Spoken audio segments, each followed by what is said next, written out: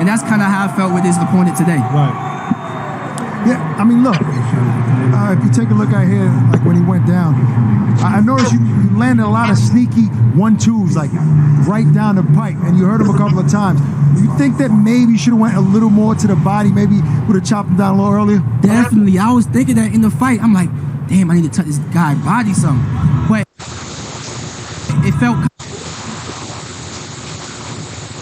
kind of awkward because he was moving so much in an awkward way. It was like, only thing I felt I could touch him with was like straight jabs, sometimes straight right hands. I couldn't really slip my real body shots in, but like I said, it was a learning experience. Well, that time when he went down, they didn't rule out a knockdown, but you kind of went over him aggressively. What did you say to him? No, I ain't saying nothing to him, but my tactics is always to get in my opponent's head, and that's what I was trying to do today. Well, you was not only touching him, you touched the referee too, pushed him out of the damn way. Do you get that hype when you're in a fight where you just have tunnel vision, you want to get right back to your opponent? Definitely. I was doing stuff like that as an amateur, honestly. And, I guess I brought it to the pros. Well, you're going to get the wrong referee like Steve Smoger one time. You might have to fight him. Yeah, you're going to physically fight Steve Smoger. It's all good. Absolutely. All right, so what's next? Are you going to be like Floyd Mayweather? We were saying that earlier. Fight like 7, 8, 9 times a year? Definitely. I should be back sometime in performance. Kelvin Davis. Kelvin Davis. I feel like his performance was great all the way to the last round. I told him, I said, Kelvin, that one mistake was your only mistake, in my opinion. Of course, it's stuff you need to work on, but that one mistake was your only biggest mistake. And we're going to get back to the drawing boards, and we're gonna do even better next time. Listen, your pro debut was in Miami, went around 15,000 people, Canelo card. Now you're another Canelo card, big arena, 70,000 coming tonight. I mean, you might get spoiled.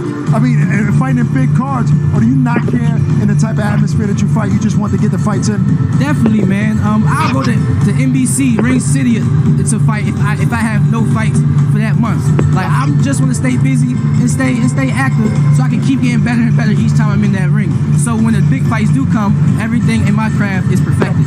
You look like you were having fun out there. I could see you smile when you were coming out. I was like, oh man, this man, he's taking in all the energy all the night. But do you think that this atmosphere affected your performance in any way? No, not at all, man. I've been traveling across the world, international fights, been fighting in uncomfortable places. This is comfortable to me, and I feel like a lot of these fans that was here was on my side, even though it's a Mexican crowd, so I appreciate the fans today. You know what gives you a lot of experience as a pro fighter rounds, right? You mentioned that after the 6 rounds, you were fresh, right? You can go 10, right? So does that mean that your next fight you want to go to 8, you want to jump to 8, then 10? No, I'm gonna stay 6 rounders. Like I said, I'm gonna go 6 rounds up to 20-0 if I can, and I'm gonna just milk the game, man. And I'm gonna, like I said, keep getting better in my craft. You know, you're not supposed to say that publicly. Yeah, right? I'm gonna milk the game. Well, I just did. All right, listen. Let me throw 2 names at you: Zab Judah and Canelo. Both of them have multiple brothers who stepped inside that ring, but only one of them was special out of all of those brothers in both families. Are you telling me that we have 3 Davis brothers that are all special? Honestly, yes. Yeah. We honestly really, really do. I felt that God put this here for a reason, to prove to these fans that we all are special. It's not just Keyshawn Davis. It's DB3. It's the Davis brothers. Oh, that's what that means. Take over the game. Right. Definitely, DB3, Davis brothers. All right, well, listen, you're a prospect, hot prospect. There's another hot prospect on this card. You shared the ring with him in the amateurs. You're talking about Mark Castro, who's fighting next. I mean, it's kind of hard. You're a big guy, so you might not get a chance to get some get back with him. What do you think about him as a fighter? As a fighter, he worked just as hard as me to get here. He deserved everything he can. Me and Mark Castro as friends, we were just in the locker room, wishing each other luck and stuff like that. But I heard his comment yesterday out on the weigh-in stage saying 3-0 is not a rivalry. Well, since it's not a rivalry, let's start comparing performances then. Since I'm so big and he's so little, okay, I fought today, judge my performance and then judge his performance, and then fans, let's see who's the better fighter. Let's be real. All right, we heard it here. Mark Castro is going to have to live up to that. But he definitely is. Deep down, do you still want some get back? Friends or not? Honestly, not really. I come into pros, I was thinking about Mark Castro. Yeah. I was thinking about going undefeated with all knockouts. I didn't start thinking about Mark Castro until I got to the zone, my debut the zone bubble, and they started bringing up Mark Castro. I'm like, why is they bringing up Mark Castro? Because we create fights here, bro. That's what we do. We instigate. We instigate.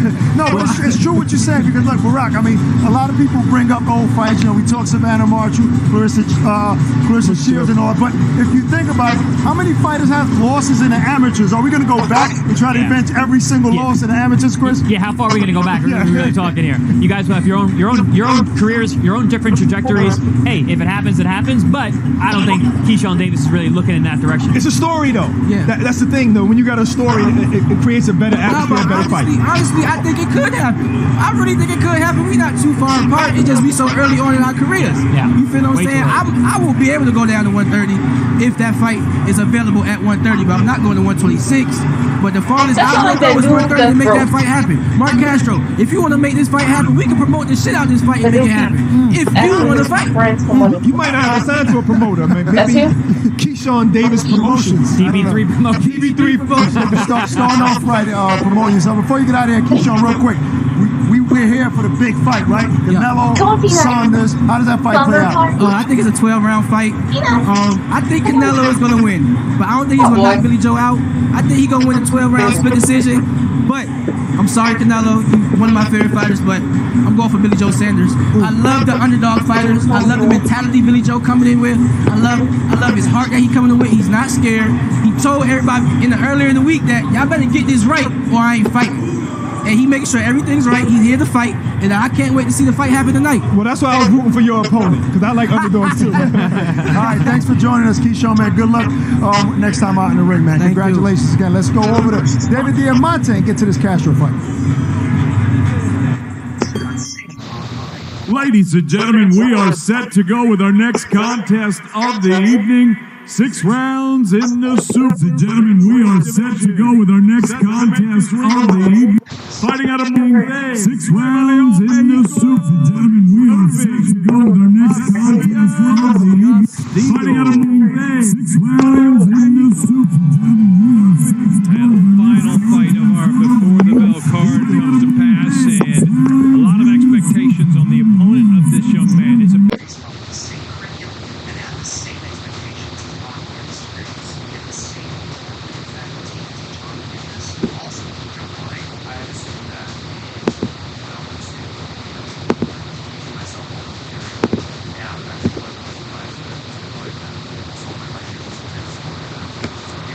against and reckoned with, but as far as he believes, Mark Castro, he's just another man in his path that must go down. Against and reckoned with, but as far as he believes, Mark Castro is just another man in his path that must go down. Mark Castro can bring to the ring. But this young man has shown he's got a tremendous skill set already. Absolutely. I mean, he's got a great record. 9 over 6 KOs. We've got a Mexican-American versus a Mexican, so we're guaranteed fireworks. So I'm looking forward to this fight. I always look forward to Mark Castro. I think he is a phenomenal prospect with a big potential. So let's see what he can do with this man, Irving Macias Castillo.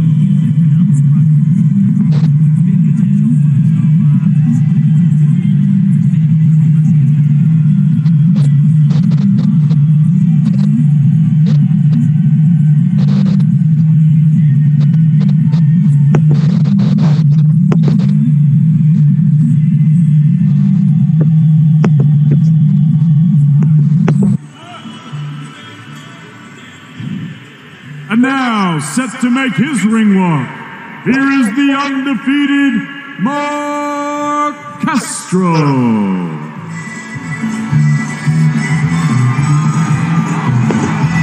Well, the theme de Mexico continues. El Salvadorian father, a Mexican mother, lives in Fresno, California, here in these United States. He wears all of that so well with such pride, as he does his ability to box. An outstanding amateur career. Let's talk a couple numbers. Two times world amateur champion, but how about 17 times in his home nation, the United States, a amateur champion. He brings all of those accolades, all of that skill to the professional ranks, and all he has done thus far is win. 2 times in the ring, twice coming away victorious via knockout. Talking about none other than Mark Castro. And he puts on fan-friendly performances as well. He pushes the action. He wants the knockouts, and he goes for it. Last fight, he looked phenomenal in crushing a very, very tough, solid opponent. And I spoke to him earlier this week. He wants to do the same tonight. He's also a contemplative man, likes to think, likes to get into the aesthetics as well as the strategy of boxing. He's also studying at Fresno State University, so he's not just boxing, he's also putting in the works with a double major in kinesiology and sports management, so he's got a lot on his plate, and yet it seems to all be working for him. He's a man who likes to be busy.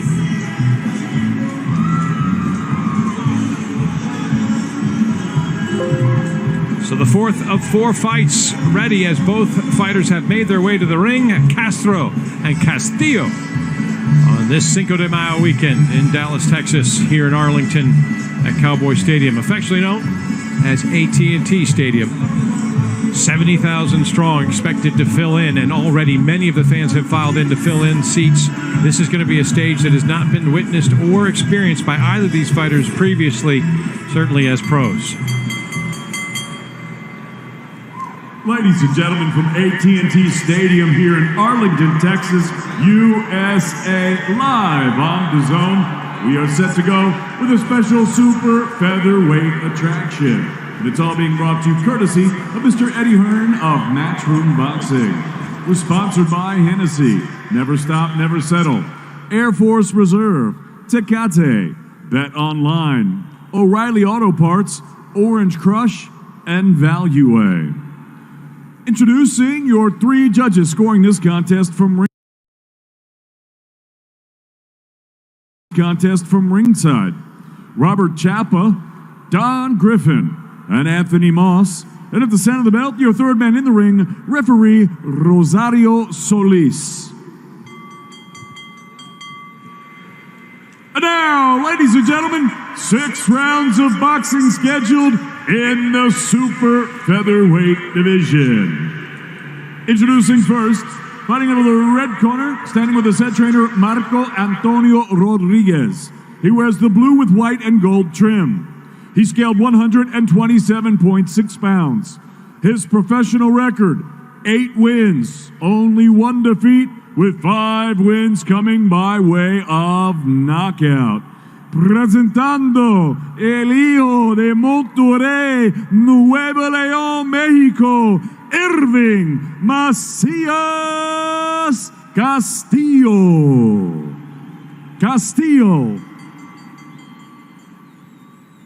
And his opponent across the ring, fighting out of the blue corner. He stands with his head trainer, Tony Castro. He wears the black with gold trim. He scaled 132.4 pounds. His young professional record thus far perfect: 2 fights, 2 victories, and they both came by way of knockout. Here is the highly decorated amateur standout, the 17-time national champion and the 2-time amateur world champion, fighting out of Fresno, California, Mark Castro.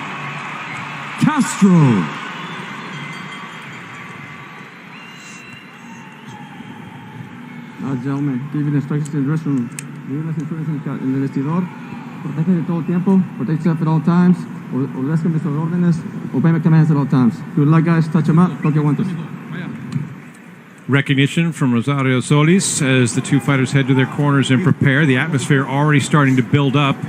Around 20 to 25,000 fans coming in, giving a good reception to both of these fighters, both with Mexican heritage. Castillo from Mexico, and of course Castro, who lives in Fresno, California. His mother hails from Mexico as well. On Cinco de Mayo weekend, as round number 1 gets underway. Castro starting fast and a nice chopping left hook to the side of the head of Castillo, right off the first bell.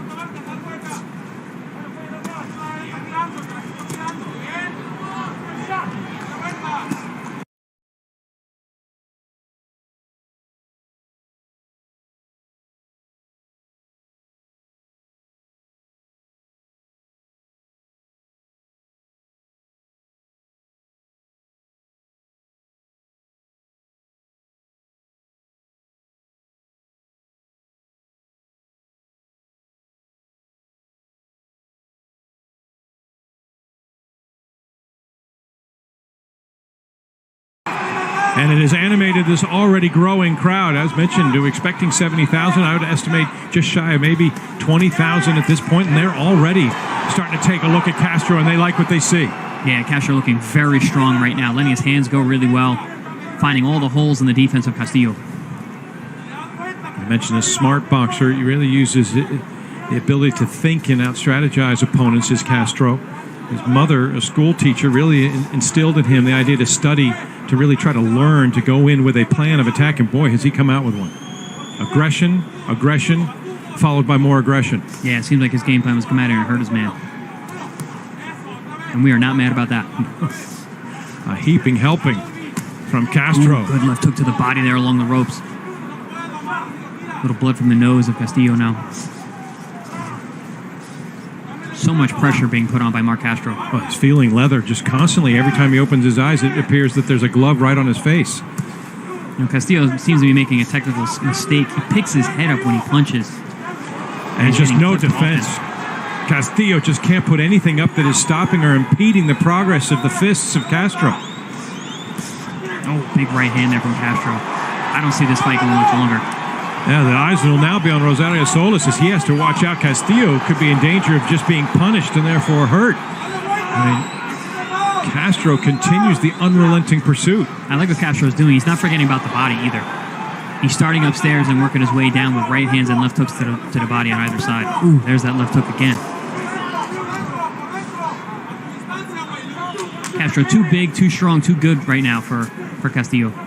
Yeah, the lanky Castillo just doesn't really have anything to put up as far as a block. I mean, there's nothing that's causing any stoppage of Castro's attack.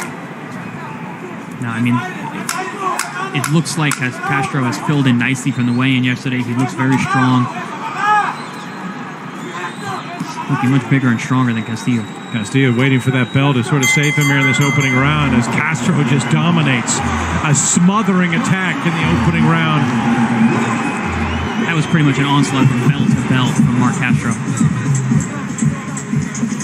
That's the type of aggression that Castro's fans love to see, but I think that might have even caught everybody, including Castro's camp off guard, perhaps, because that was just non-stop. It was as if they got out of the gates running a 100-meter dash. He was just into Castillo immediately. We'll see if that can continue. What Castillo is able to do, he's really had nothing to shore up his boxing talents. And we talk about awkward fighters. Sometimes that can be troubling for opponents, but Castro had no problem dealing with whatever Castillo was doing out there, and I'm not sure it was boxing. Yeah, he didn't give Castillo the chance to be awkward. He came right at him, right out of the gate, landed a left hook, and then just kept the pressure on from bell to bell, ripping shots to the head and the body for a full 3 minutes. Much like the fighter before him who was impressive, Keyshawn Davis, a standout at the amateur level who could have gone on to Olympic glory. Everyone's expecting it, but Davis went pro, as did Castro. And Castro had multiple opportunities to represent in Tokyo, obviously as an American, but also his father, El Salvadorian, could have fought for El Salvador. His mother, Mexican. There was also some talk about him representing from our neighbors south of the border. Blood pouring from the nose of Castillo, and those left hooks, he just has no answer for them. Even when his glove is up, they seem to be going right through. So bypassing any Olympic glory to go pro, and it seems the decision made was the right one, and there's no looking back for Mark Castro.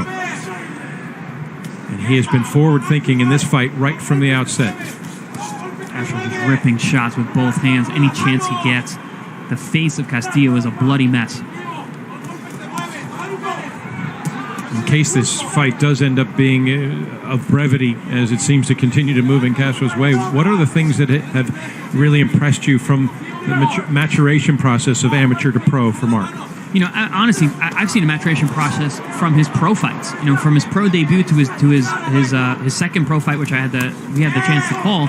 You know, it was a vast improvement. He looked, you know, awkward and off balance in his first fight, but his second fight, he settled down. He showed power. He fought a normally durable guy and was able to drop him immediately with a jab and ended up getting out of here. Now we're seeing more of that. We're seeing a lot more power coming from Castro. Much better footwork, much better balance.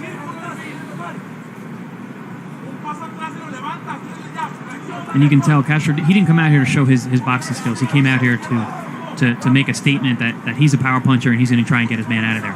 Well, seizing the opportunity, being on a stage this massive on the card with Canelo and Saunders, and recognizing the vast arena that they're fighting in, Castro almost seems to be trying to make, as you say, a statement on this stage to alert everybody in boxing that he is here as a pro to be reckoned with. Yeah, Castillo's actually mustering up some fight at this point. He threw some punches back, landed some good shots on Castro on the inside. Here we see an uppercut and a left hook combination from Castillo. Another right hand there. You've got to be careful when a guy like Castro comes out so fast. A lot of times you can spin the gas tank a little bit.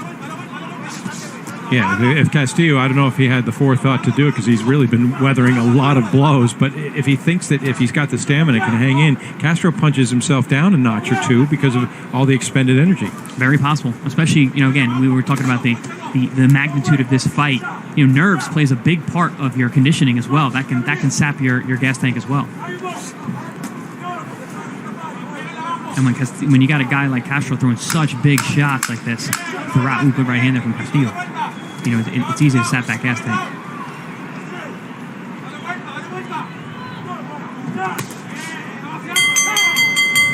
And the round comes to an end, and you just see just the mess that has been made. A lot of blood out of the nose of Castillo early, just all over, speckling his body as Castro has tried to deliver an ounce of flesh through the opening 2 rounds. Has the upper hand. Well, still stay with us.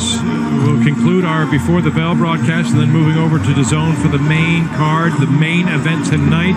Canelo, Saunders, a very much anticipated, a very hyped contest between those two, as well as a full card of entertaining fights still to come here at AT&T Stadium. Opened in May of 2009. It seat 80,000 in capacity. We're expecting somewhere between 70 and 72,000 when this is filled for tonight's sellout crowd.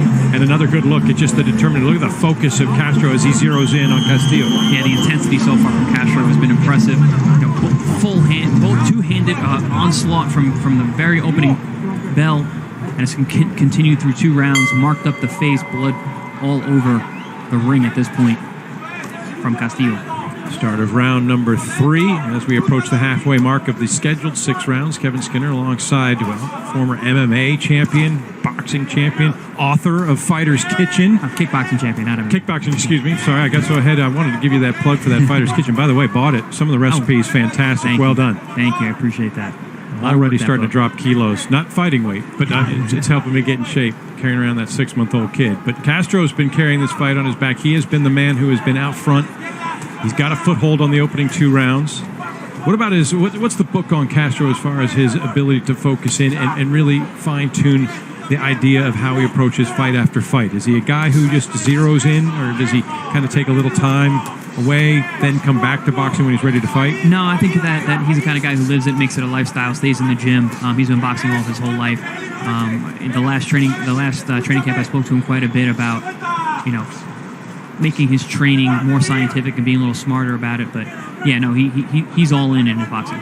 It's important in a lot of ways, and we're starting to see that more with the real standout younger fighters, aren't we? They're 24/7 boxing. It's not about taking some time off, waiting to have a scheduled fight, and then starting to ramp up your training, your nutrition, all that stuff. It live and breathe basically from the start of the day to the end. Yeah, it's great to see fighters, young fighters, understand that this is a job, and you work 365 days a year, 52 weeks a year. So Castro seems to have that fire that burns already, and again, at 21 years of age, he's still starting to get maturity into the body, has some room to grow there. The mind seems pretty sharp and pretty sturdy. A lot of swelling over the right eye of Castillo, courtesy of those left hooks that Mark Castro has been landing from round number 1. Yeah, Castro delivered another left that just caught the jaw of Castillo, so it's not bad enough that he's opening up cuts and forcing Castillo to bleed, but the chin is starting to really feel the impact. That nose is leaking at this point. Thick blood coming out, usually a sign of a broken nose. Castro drops his defensive just a touch, and Castillo trying to take advantage. Not sure that's vulnerability, but are we starting to see a little bit of the wear and tear of all of the output from Castro now? As far it looks as stamina? like it. I do see a little breach of the stamina there of Mark Castro. He's fighting with his mouth open. Looks like he's taking some deep breaths in there, but still letting those hands go. Still causing damage. So, there's that double left hook there by Castro. Catches Castillo as he pulls out straight.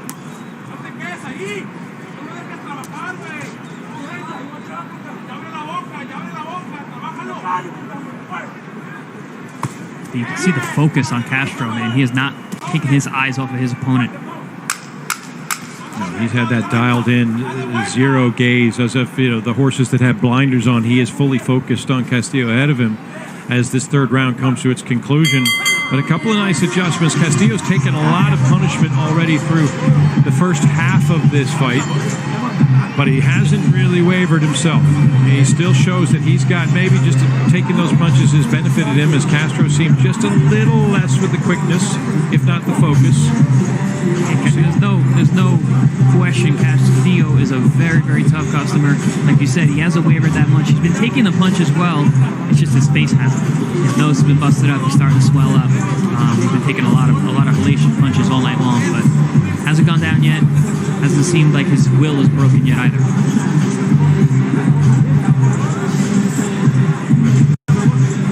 Exciting to see these fighters that have come in the nascent stages of their career. Kelvin Davis improving to 2-0 as a professional. His younger brother, Keyshawn Davis, now 3-0 in the professional ranks. So the two members of the DB3 are combined 5-0, and Castro looking to join Keyshawn Davis as a perfect 3-0 with his record. As we move into the second half of this final fight, round 4 of the scheduled 6. Those highlights, we saw a double left hook there from Mark Castro, and also you notice that big swelling over the right eye of Castillo.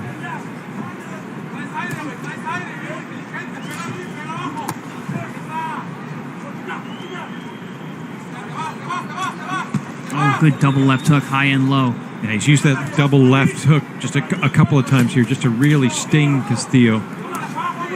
It's so quick, the recovery, the recoil, and the redistribution. A la Julio Cesar Chavez. One of the best body punchers and the best Mexican of all time.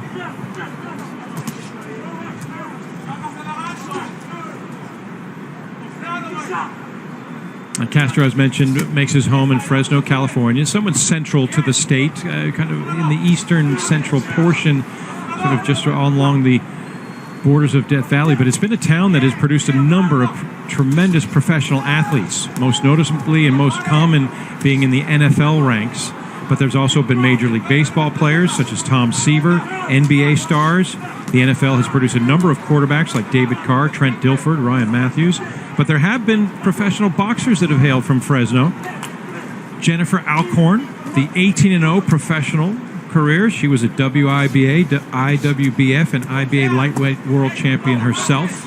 And Hector Lizarraga, Papi, was the 1997 IBF featherweight title champion.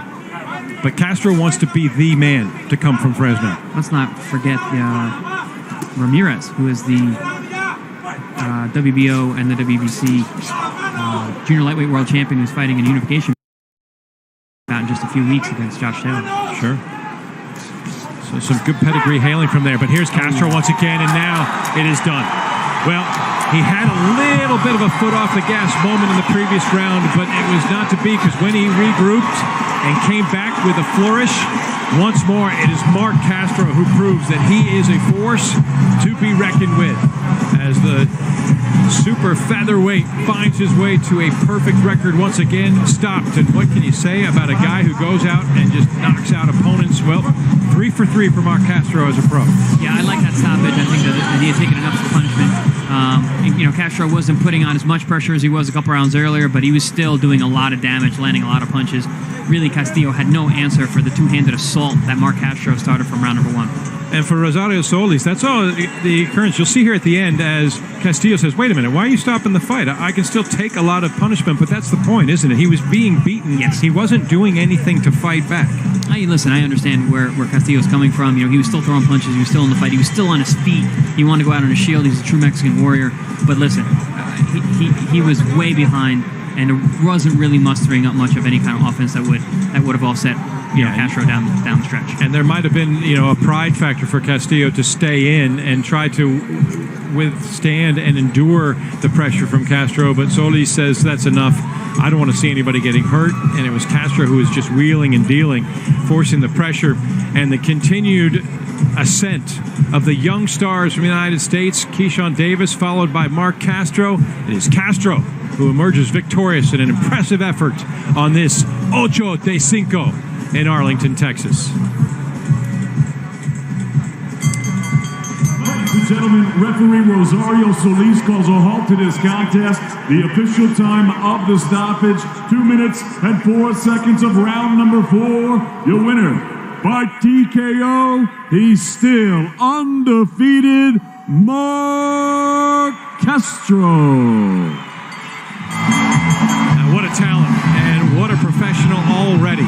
My, oh my, muy bueno for Mark Castro on this 8 de Mayo, on this Cinco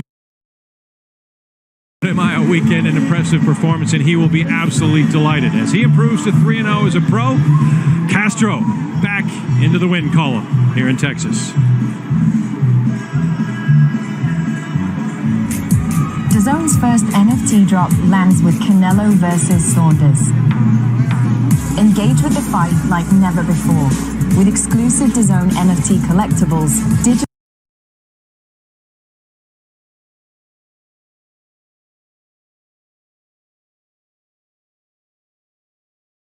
assets that fans can buy. First NFT drop live on DAZNboxing.io. All right, Chris, another prospect moves to 3-0. We might start a little beef there with him and Davis. Now, two totally different styles. More of a like a Omar Figueroa type of style. That's what I saw in him. Punches from weird angles. Obviously very strong. But I would say just as impressive as Keyshawn, just in a different way. Yeah, absolutely. That's a perfect assessment of the two. Very, very different. Mark obviously came out to make a statement tonight. Literally from round number 1, it was a two-fisted assault, damaging his opponent throughout. Never let off the gas pedal. Very impressive performance. He looked very strong in there. It seems like he's really growing into his body, growing into the weight class. Such a vast improvement from his pro debut. Well, I think Keyshawn came out to make a statement as well, but he had a tougher guy who could take his shots. Yeah. But what do you think that Castro needs to work on, if anything? I would have liked to see him use some of his boxing skills. He really just came in there just wading through shots and just leading with his power. Listen, it was exciting. It was fun. He did a lot of damage.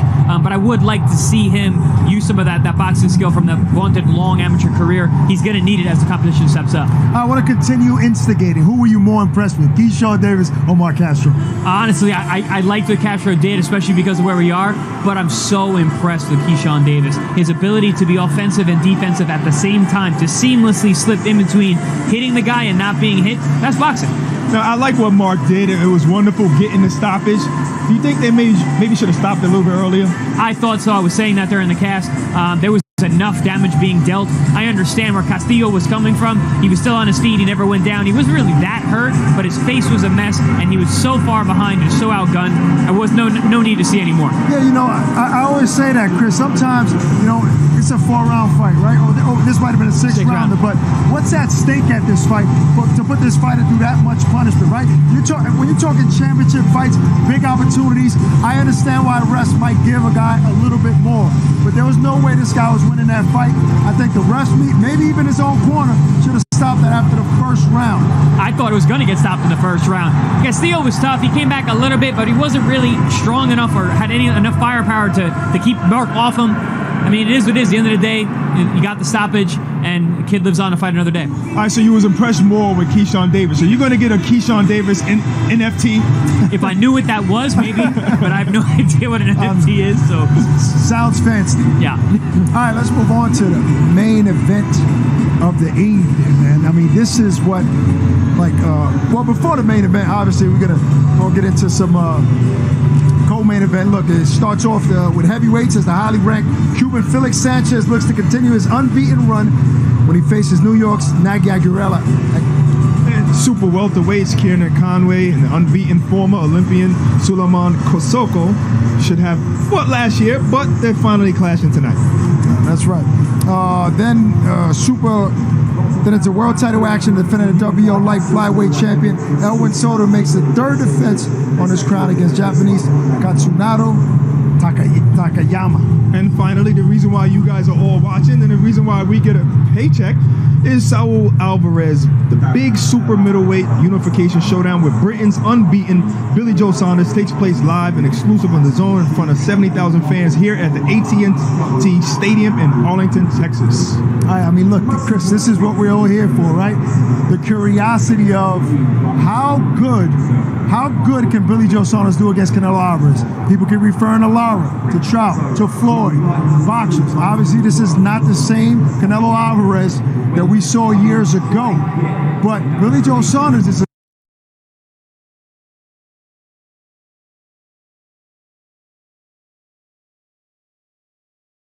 credible opponent. This is no Yildirim. This is no Callum Smith. No disrespect to Callum Smith, he was a real 168 champion. But I think this is his biggest test since Triple G. I thought the Caleb Smith fight was a big test. Caleb Smith went out there and I mean, he tried his best, but Canelo had the answer every step of the way. Could that happen again today? Sure. Do I think it's going to? Probably not. I think that, I agree with you. I think that BJ Saunders is a very real test, very dangerous guy, and honestly, he has the goods to win this fight. I think a lot of fighters are tough on paper, but then you get guys like Floyd and Canelo who takes away all your pluses, all the things that you do very well. That's just what Canelo does. No, it's a sweet science. Hit and don't be hit. Neutralize your opponent's offense. The best fighters in the world, the pound-for-pound guys, always have good defense. Canelo has great defense. People keep talking about face to fearless. They're talking about how Billy Joe is so fearless, right? But sometimes you can use fear as an advantage. I remember Sergio said it in the fighting meetings. Maybe he needs to be a little fearful with a guy like Canelo Alvarez, because if you go head on, you might get clipped, might get hurt. So how much fear can be part in this fight?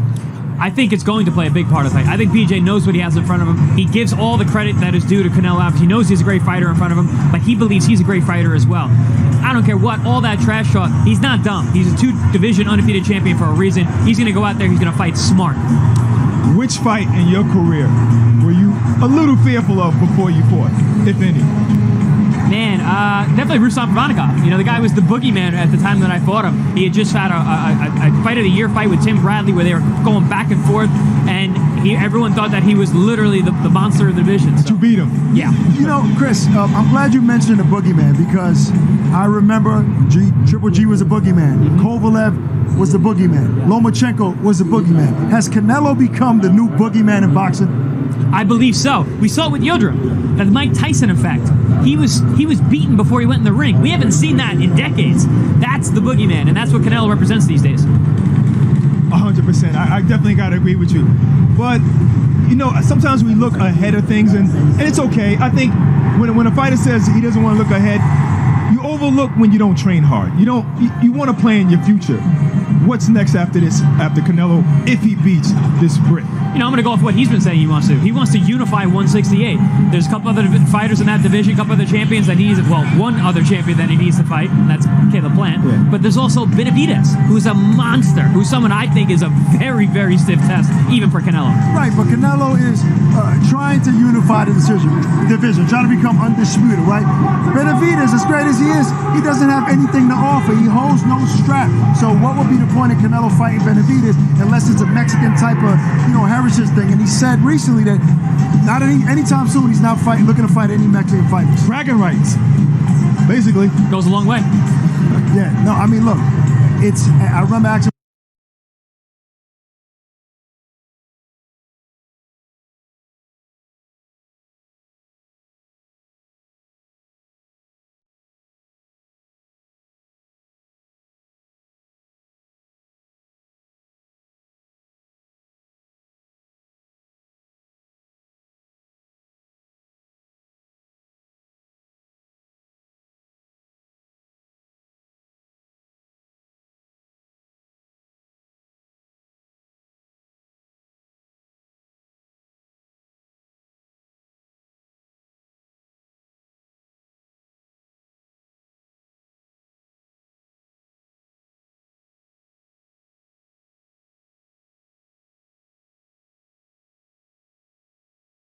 Floyd Mayweather, do you think these guys, when they fight you, do they really think they can beat you? He said yes, they really see that from the outside, but to your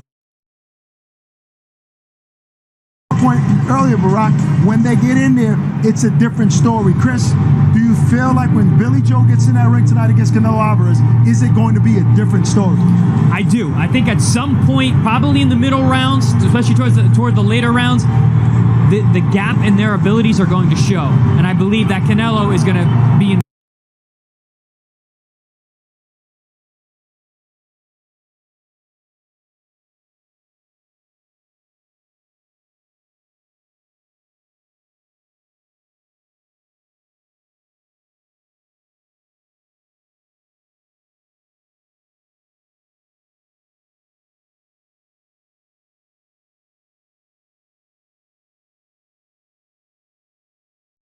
and unified belts a year later. Afterwards, he moved up to super middle, winning the WBA's secondary regular belt before defending his middle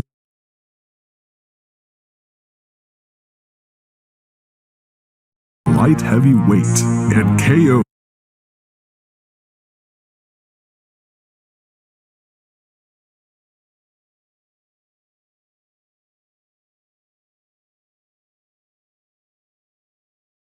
Coming. No one's at 20. I've had 26.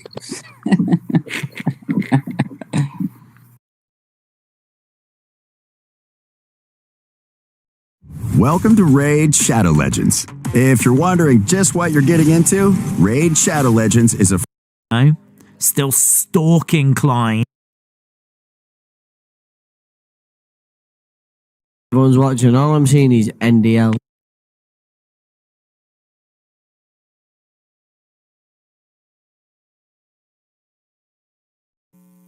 Well, you see the atmosphere right now. We're not at 70,000 right now, but we're close. No, it has to be around like maybe 30, 40,000 right here. Like, look, they're scattered. People are all the way in the top bleachers. So you guys kick back. Like I said, get your refreshments ready. It's about to be a hell of a card on the zone. Peace and love. Canelo Alvarez, who has made it perfectly clear his goal in 2021 is to unify all 4 super middleweight belts. Muy pocas personas han logrado ser campeones unificados. Ryan Garcia said no one is going to beat Canelo. No other fighter at 168 has the resume that Canelo has. To be a great, you've got to be fearless. To fight a great, you have to be fearless. I don't give a about Canelo Alvarez. Not two This will be the biggest upset in boxing history. This fight is a mega fight. It's history collecting all the belts. You get in this sport to win the belts. It's fantastic for the sport. Todos los títulos en 168 libras y obviamente ni mexicano nunca ha habido ni uno. These two fighters are fearless. This is my night. We do what I want to do here. This is the toughest fight left for Canelo Alvarez. As us gypsies say, we're not here to take part, we're here to take over. He will not be all his own way. This is going to be a massive fight. This is a legacy fight.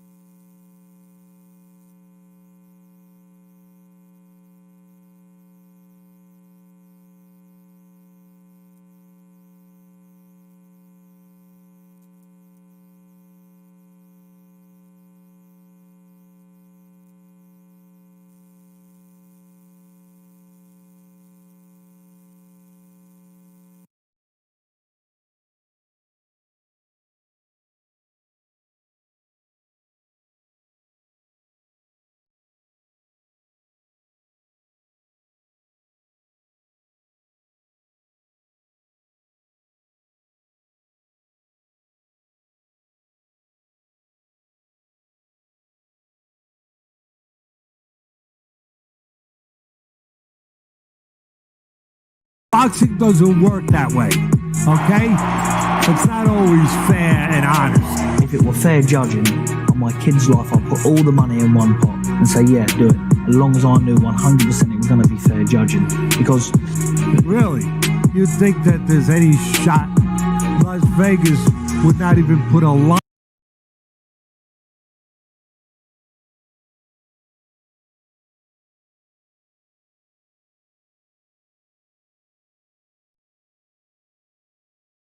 lineup on that. Believe me, that he's going to get a fair shake. With thick, awkward southpaw, with great footwork, snappy jabs, and the ability to throw power punches from awkward angles, Saunders' ability to stick and move and maintain distance is a path to victory. The major issue, though, will be earning Canelo's respect when he doesn't have real knockout power. As well, given the power coming back his way, Saunders can be a little hesitant to throw his combinations to score repeatedly, so he will have to be masterful defensively if he wants a decision victory. Canelo has one of the most complete skill sets in all of boxing. Alvarez is a capable counterpuncher, a devastating puncher, and has a great chin. Saunders is a slick boxer with little power. Alvarez could capitalize by backing Saunders up, breaking him down, and going for the KO when the opening presents itself. Saunders is not a big guy and has fought most of his career as a middleweight. Alvarez is much more powerful and has a much more diverse arsenal.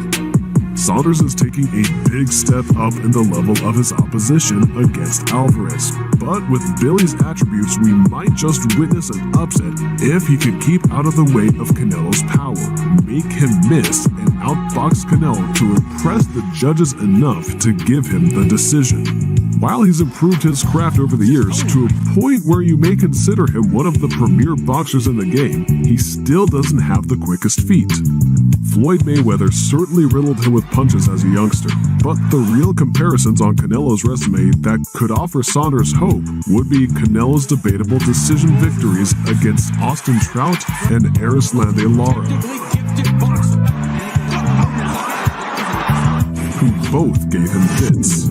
Saunders, like Trout and Lara, is a southpaw with a high boxing IQ who knows his way around the squared circle.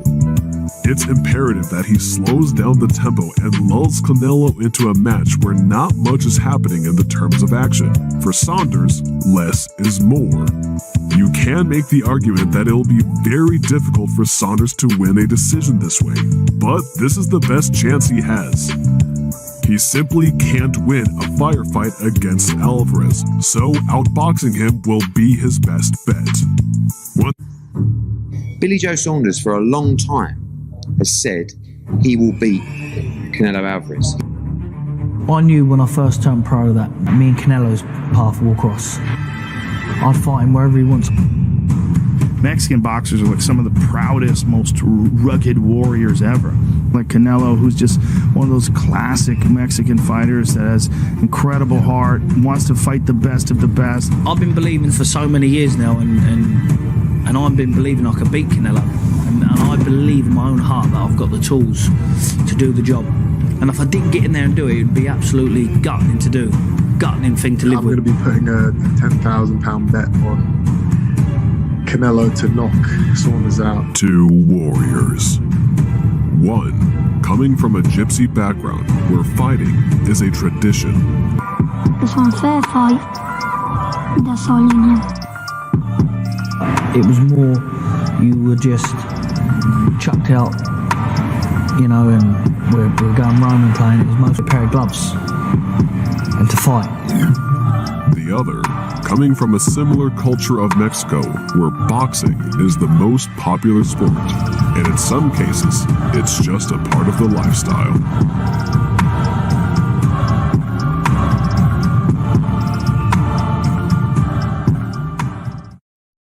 Now, Billy Joe Saunders is a tremendous talent, and this is unquestionably the toughest fight at 168 pounds for Canelo Alvarez. Saunders owns a piece of the 168-pound title. Canelo has two of them. This will be for the unified championships. The winner takes all the belts, glory, and also at stake is the #1 pound-for-pound reputation that Canelo Alvarez currently holds.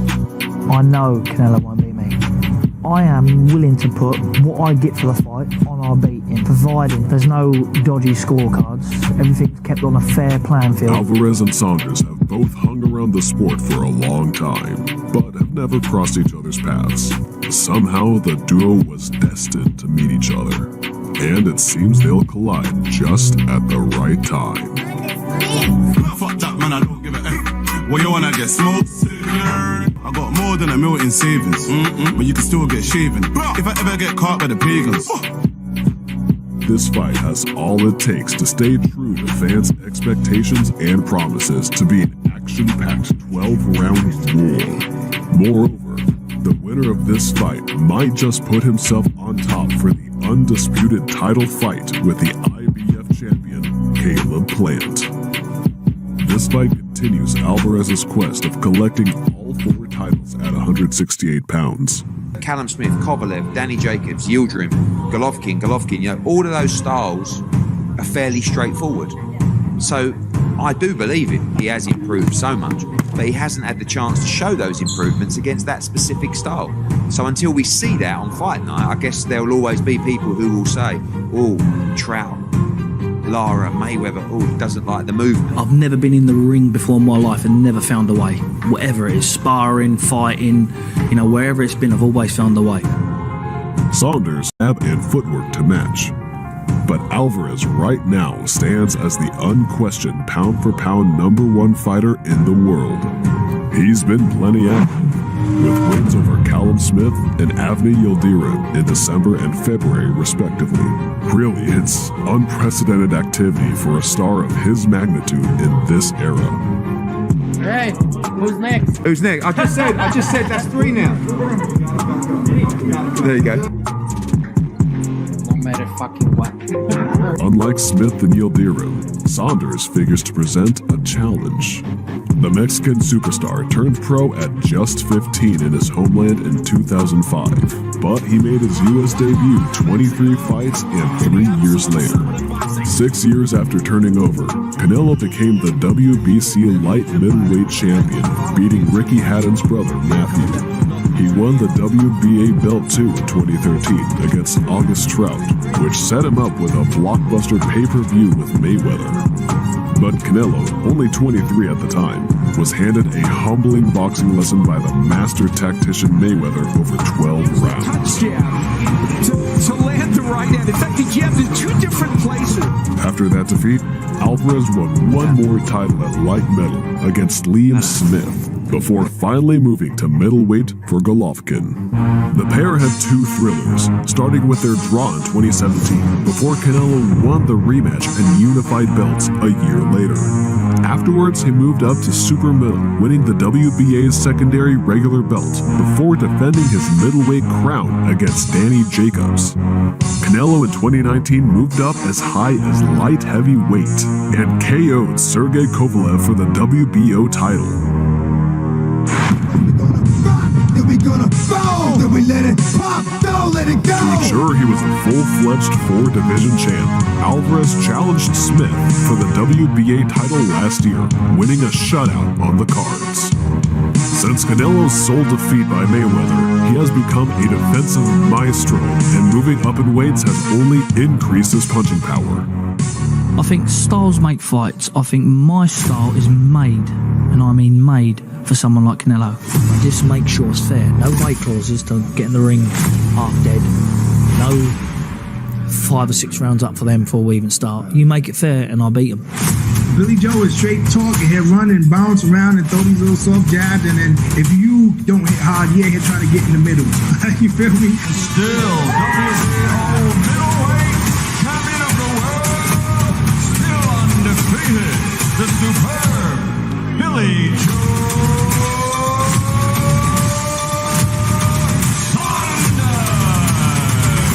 Let's take a closer look on Billy Joe Saunders.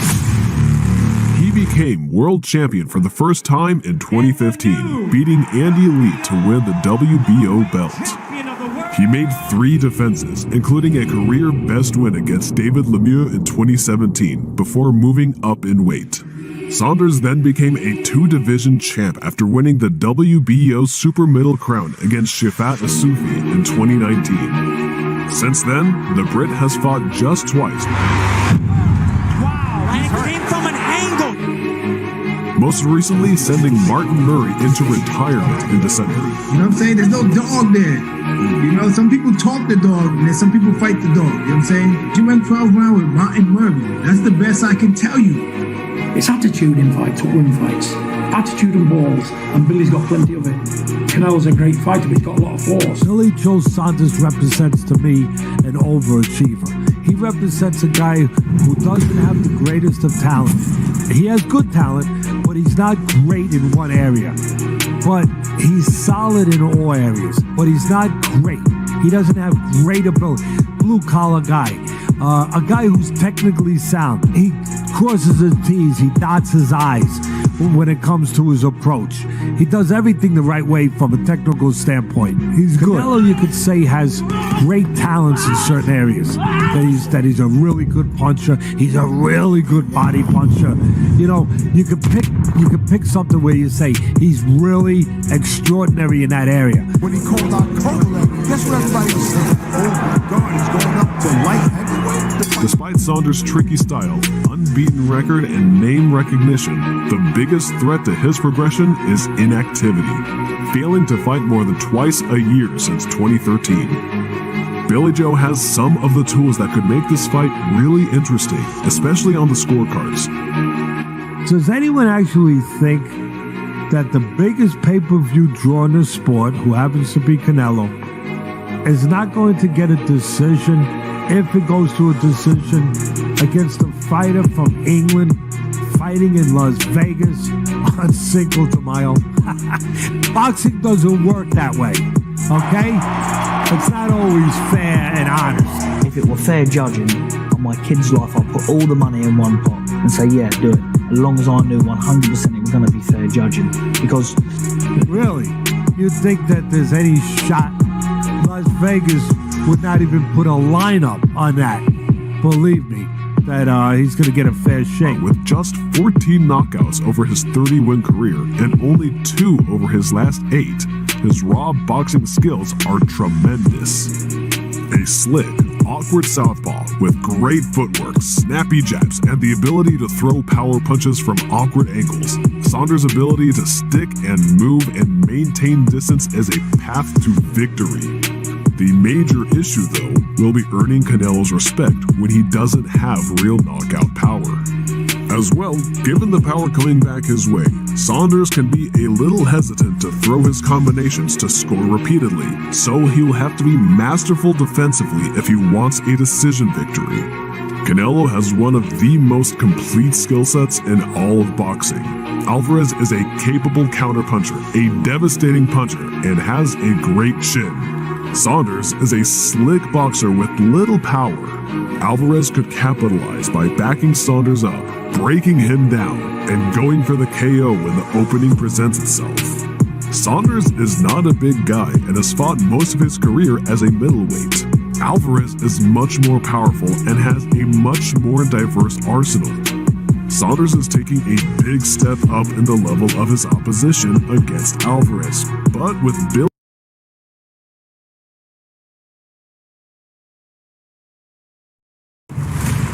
Enlisted is the free brand new online World War II shooter. Command a squad of soldiers and participate in legendary...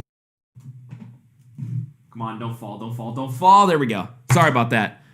Anyway, Kyle Dawkins against Phil Hawes. This is the next...